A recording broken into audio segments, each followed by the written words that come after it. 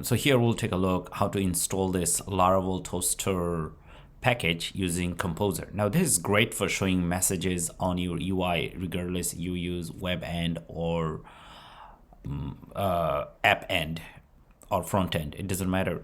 So now the thing, first you have to go ahead and run this command, and you should install it using this Composer. And once you do that, well, it should be available in your composer.json file, where you'd be able to see that something's like this. Okay, now once this is done, this is the time that you go ahead and use it on your back end, app end, or front end, doesn't matter. Now in this case, I'm going to use this a Laravel app, and now here's my view. Here, let me see in this view blade file the place where I have included it. Now inside this head tag, as you can see over here, inside the head tag, I have this reference to this style sheet, because this is a CSS style sheet. So now here it says that we have to find this in our assets folder. Now in general, this asset refers to the public folder. So we'd go to the public folder, and here we see that it's under assets folder. So we go to this assets folder, and then we see this admin folder. Now this is the admin folder.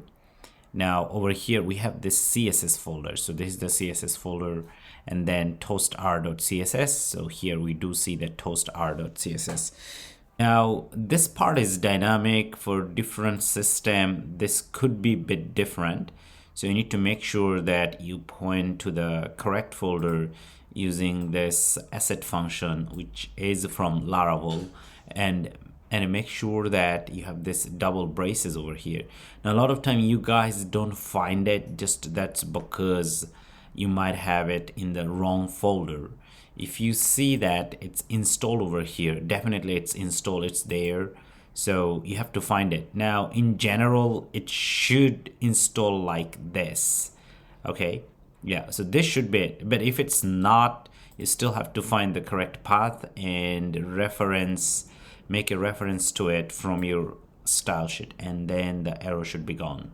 And after that, you make sure that you have this this Laravel syntax over here for showing messages, with this curly braces and 2 exclamation, and just simply call toastr message, and you should be able to see the related messages as you work on your Laravel project. Thank you.